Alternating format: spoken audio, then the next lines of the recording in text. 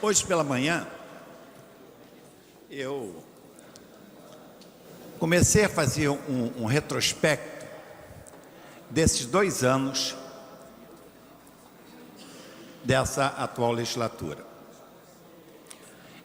Aliás, eu fui um pouco antes, ainda à época da presidência do vereador Aloysio Freitas, quando o Congresso Nacional aprovou, a Câmara Federal aprovou a PEC, se eu não me engano era a PEC 45, se não me falha a memória, isso em 2008, e recebemos uma incumbência da mesa diretora, presidida pelo vereador Aloysio, para irmos a Brasília,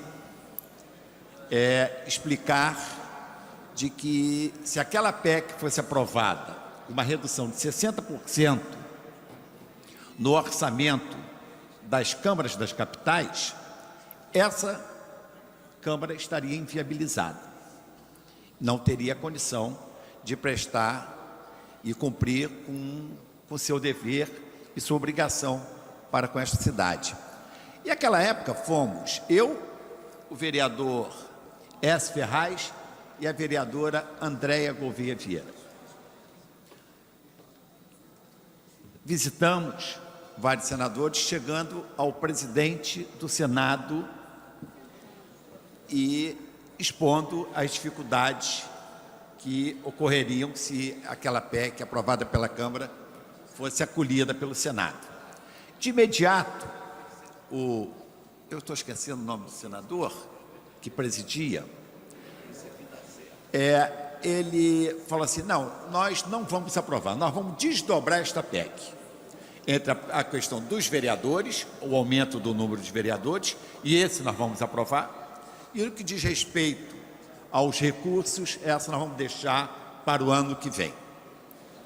E assim ocorreu. Então, foi a primeira vitória. No ano seguinte, já na condição de presidente dessa instituição, e o assunto voltou à baila e na ordem do dia do Senado, fomos eu, o vereador Stepan Ercecian, a vereadora Aspásia Camargo, o vereador Carlos Caiado, tinha mais alguém conosco naquela época? Fomos nós.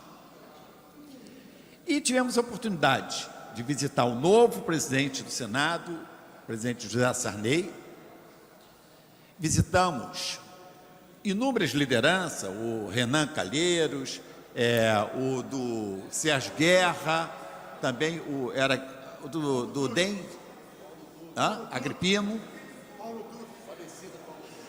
Enfim, esse enfim sempre é mais sucinto, né? Enfim, tivemos a oportunidade de alertá-los de que não poderia dar prosseguimento com aquela proposta. Finalmente, depois de 9 idas a Brasília, conseguimos sensibilizar o senador Walter Pinheiro, que emendou e impôs uma redução de 20%. 20% num orçamento como o da Câmara Municipal do Rio de Janeiro tem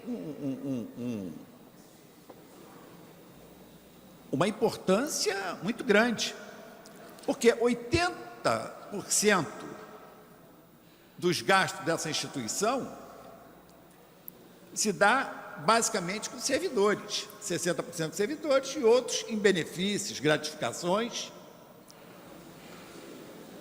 Não teríamos recursos sequer para atender ao nosso custeio. Tomamos uma série de medidas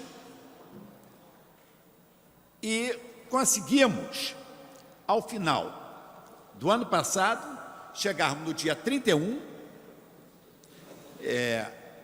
graças a fechamento de bicas do desperdício, redução de aluguéis, de valores pagos de aluguéis, cancelamento de contratos. Chegamos ao final do dia 31 de dezembro com um saldo em caixa de 53 milhões. E desses 53 milhões, 38 milhões eram efetivamente economia que esta mesa diretora tinha conseguido. Com esses 38 milhões, iniciamos este ano com a redução dos 20%. Eu confesso aos senhores de que no mês de janeiro e fevereiro eu tinha um receio muito grande, porque nós tínhamos que sobreviver com o nosso orçamento e não utilizando aqueles 38 milhões. E eu via os corredores dessa Câmara, o semblante dos servidores desta casa, todos angustiados, porque era tanto boato, vai cortar o benefício disso, vai cortar o benefício daquilo, e a gente sabe que depois que você tem um salário com esses benefícios incorporados, isso faz falta no seu orçamento, porque você está acostumado a disponibilizar daqueles valores. Bem, mais uma vez, começamos a buscar aonde impor restrições, economias e buscar aumentar as nossas receitas. Conseguimos um aumento de receita de 17 milhões. Da seguinte forma, criamos o Fundo Municipal da Câmara do Rio de Janeiro, aplicando os recursos que recebíamos de duodécimo e aqueles 38 milhões, que rendeu ao final deste ano, renderá no dia 31, em torno de 6 milhões e meio, é o que renderá até o dia 31. Conseguimos recuperar recursos que não estavam previstos no nosso orçamento, porquanto era objeto de uma discussão no Poder Judiciário, em relação à contribuição social, aí mais 11 milhões, e chegamos a 17 milhões e meio no aumento das nossas receitas.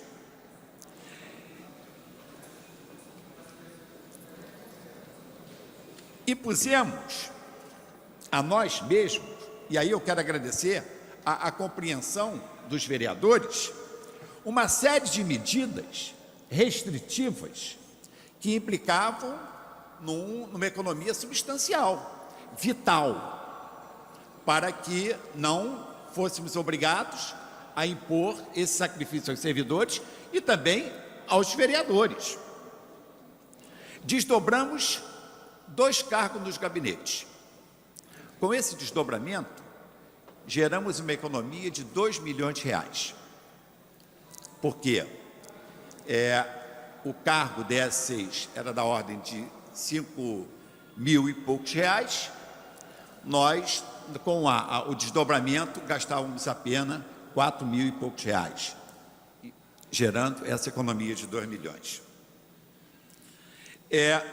Reduzimos despesas com aluguéis, mais uma vez, alcançando 220 mil reais de economia. Exigimos o ressarcimento dos servidores da Câmara Municipal cedido a outros órgãos, à União e ao governo estadual. Mais uma economia de 522 mil reais. Criamos o programa de aposentadoria incentivada, gerando uma economia este ano, de 2.383.000, mercê da confiança dos servidores que se habilitaram. Tivemos uma redução da despesa de custeio da ordem de mais 1.137.000. Vamos chegar no dia 31 com uma previsão de caixa de mais 2.025.000 reais. O mais interessante disso tudo é que com esse programa de estímulo à aposentadoria, sensibilizou de tal forma os servidores desta Câmara, vereador Stepanir Ceciano, que 152 funcionários apresentaram seu pedido de aposentadoria, que vai gerar, na próxima sessão legislativa, no exercício de 2011, uma redução de despesa na folha de pessoal da ordem de 23.644.000 reais. Redução de 23.644.000 reais. E fizemos mais.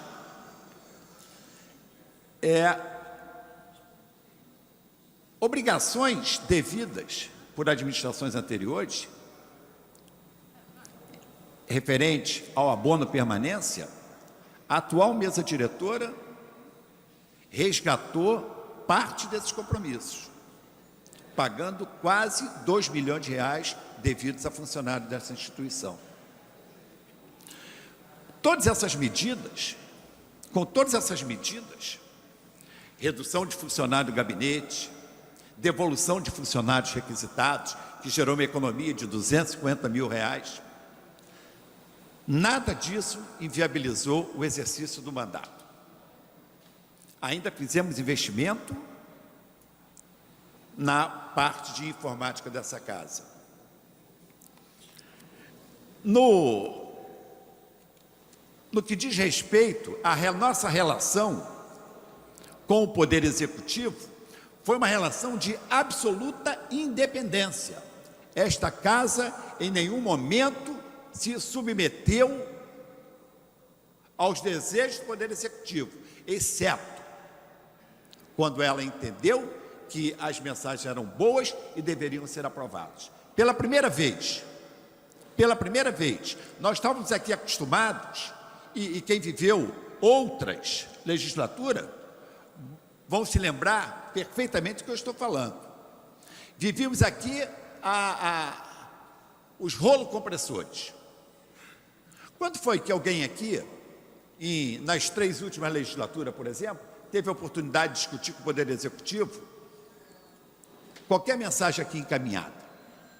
Quando nós tivemos liberdade de apresentar emenda a projetos do Poder Executivo, a maioria dizia assim: não, rolo compressor, ninguém assina emenda, e vão.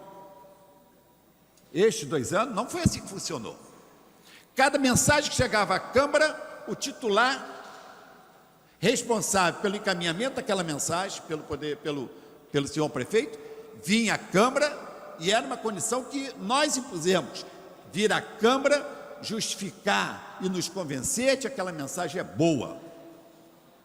E nessa discussão, sempre, continuamente, aperfeiçoávamos a proposta do Poder Executivo.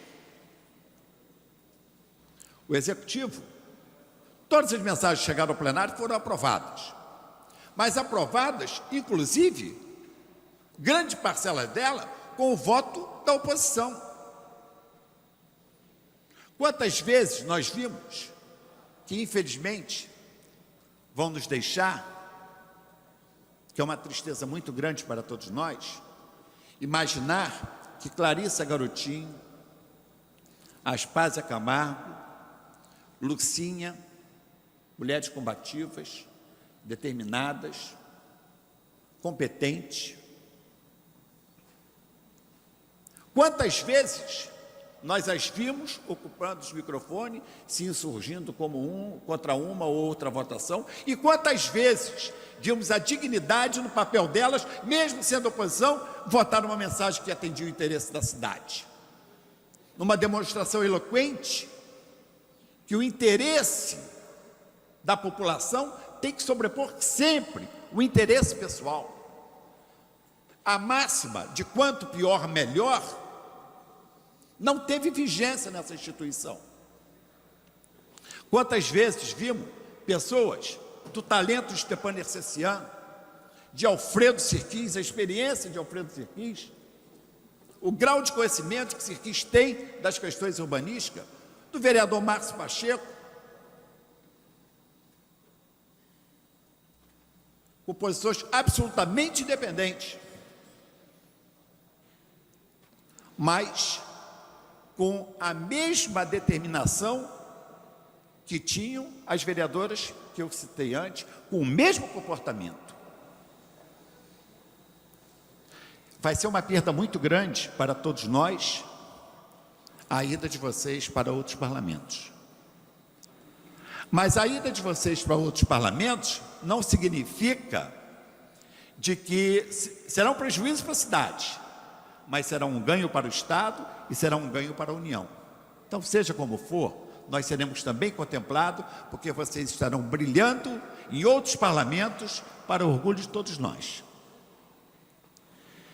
Ficar imaginando de que em 2 anos acabamos com algumas lendas que existiam nessa cidade, e eu falo isso com muito orgulho, viu? Olha, a lenda do Conselho e Código de Ética, isso era uma lenda nessa instituição.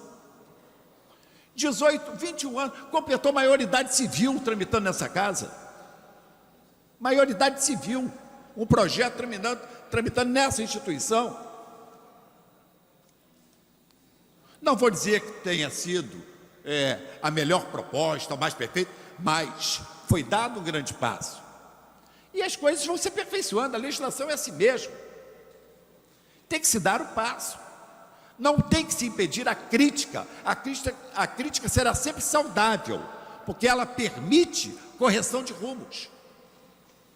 Quantas vezes nós vimos até pessoas autoras dessa proposta, daquela tribuna, como a vereadora Tereza Berger, combatendo alguns artigos que estão ali inseridos. Mas ela é a presidente do Conselho de Ética e nunca deixou de reconhecer o passo que foi dado com a aprovação. E propôs correção. E nós vamos analisar mais adiante. Lendas, como eu enumerei aqui algumas, eu só tenho que achar, achei. Plano diretor da cidade do Rio de Janeiro. 10 anos tramitando nesta instituição. Eu confesso que no meio do ano, deste ano, me deu um ímpeto de revolta. Eu preciso declarar isso, um ímpeto de revolta, que eu achava uma vergonha nós não concluímos esse plano diretor este ano.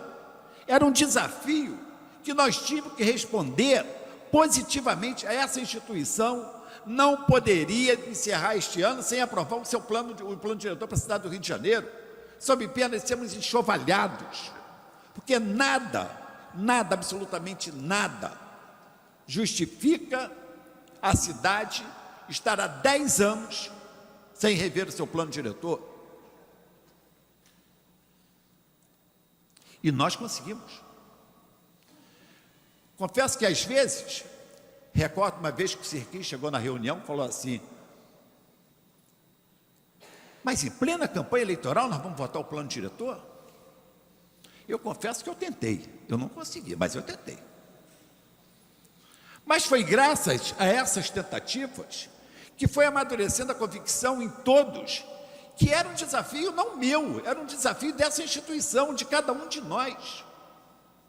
E aí eu tenho que louvar aos integrantes da comissão revisora do plano diretor, notadamente a vereadora Aspásia Camargo e o vereador Roberto Monteiro. Por mais exaustivo que tenha sido o trabalho, eu acho que só o fato de termos hoje, e estamos concluindo hoje, do último dia, a nossa parte em relação a esse plano diretor. Fim de lenda do bilhete único. Bilhete único, eu fui um dos vereadores que trabalhou na época da elaboração da lei orgânica. Lá na lei orgânica nós falávamos do bilhete único. Eu estou falando da década de 1989, 30 anos. Nós falávamos em bilhete único. Porto Maravilha, no dia em que nós estávamos participando da sanção do projeto Pacote Olímpico, eu perguntei aos vereadores que estavam lá presentes: há quanto tempo se fala na recuperação da região portuária, uma área degradada dessa cidade? Nós temos vergonha de imaginar que o turista chegue e dedicar aquilo lá do jeito que está, abandonado, esquecido. que as pessoas têm medo de andar ali por aquela rua, sob pena de violência, ser acometido de algum ataque. Hoje é uma realidade. Ontem, o governo federal assinou um convênio com a prefeitura de 7 bilhões de reais. 7 bilhões de reais. Estou falando de propostas de iniciativa do Executivo, como já existiram em outras legislaturas, mas essa instituição não ousou aprová-las, não teve coragem de discuti-las. Nessa legislatura, nesses 2 anos, mais uma lenda caiu. Metrô da Barra. O governador, no outro dia, falou assim para mim: presidente, arrecadamos com os terrenos quase 900 milhões de reais. Quase 900 milhões. Quem proporcionou esse recurso ao Estado? Fomos nós. Fomos nós que ousamos mexer nessa ferida.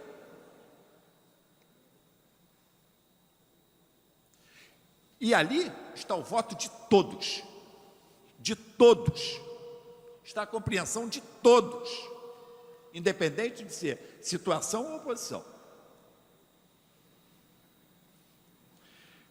Redução do serviço da dívida. A prefeitura passa a ter 500 milhões para investir todos os anos, com a redução do serviço da dívida, de 9% para 6%, graças a essa instituição, que não viabilizou em outros governos, propostas ocorreram, mas não foram aprovadas. Nota fiscal eletrônica, turno único nas escolas municipais há 10 anos. Aliás, há 20 anos, isso consta do plano diretor da cidade do Rio de Janeiro, que foi emenda minha, que no prazo de 5 anos todas as escolas teriam que ter turno único. Letra morta, que envergonha todos nós, porque nenhum governo respeitou o que estava ali, e está ali.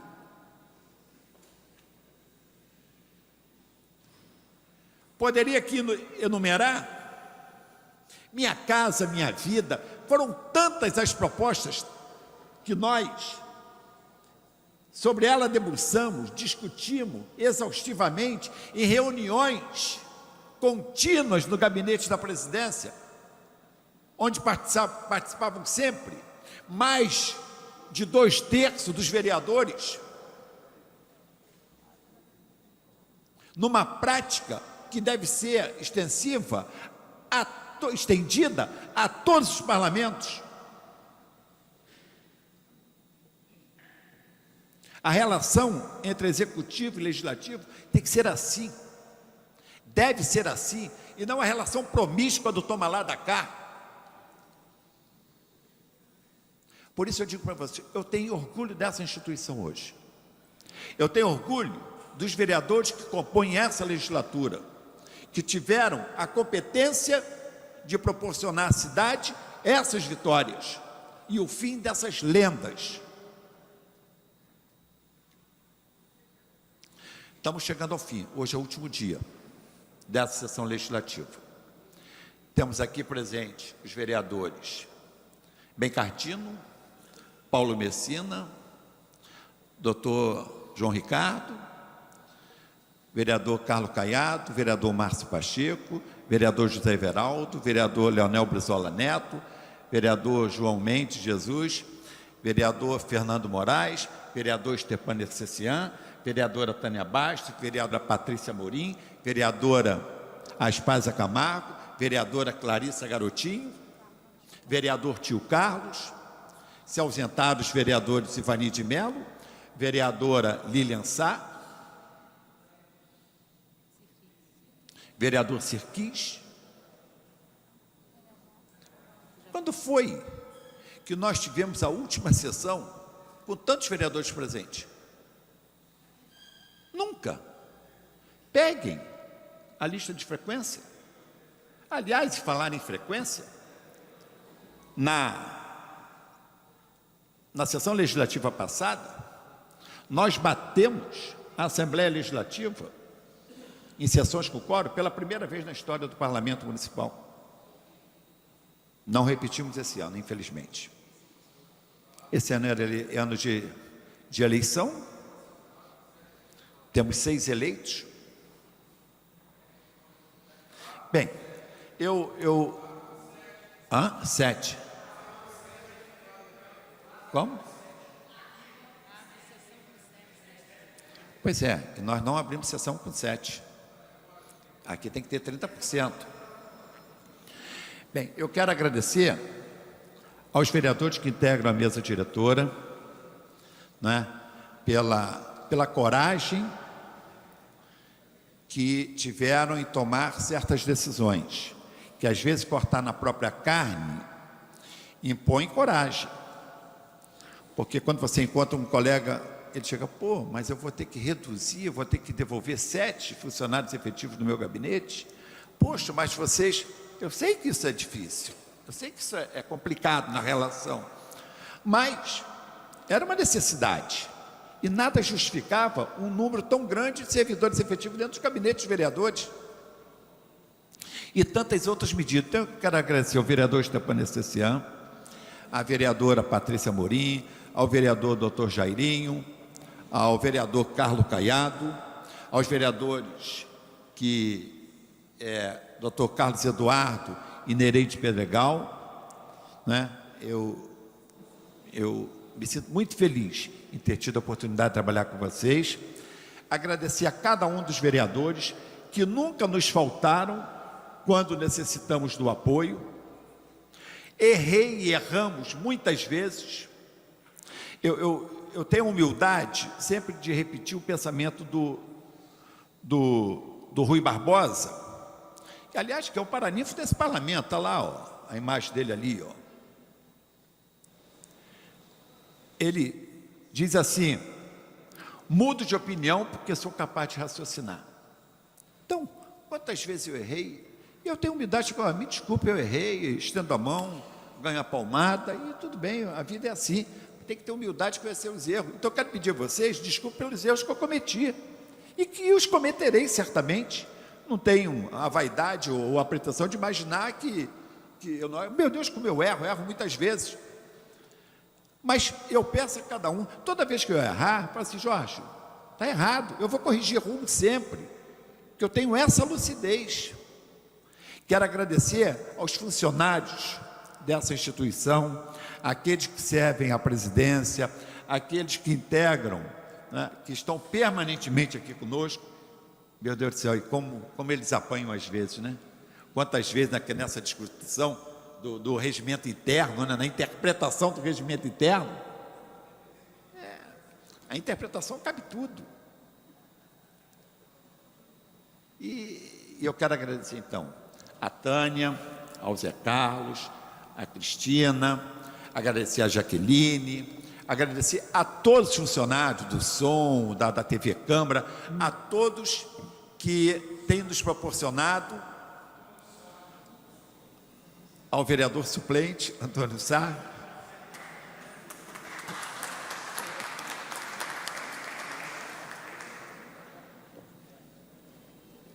mas o Antônio Sá sabe se pôr no lugar dele.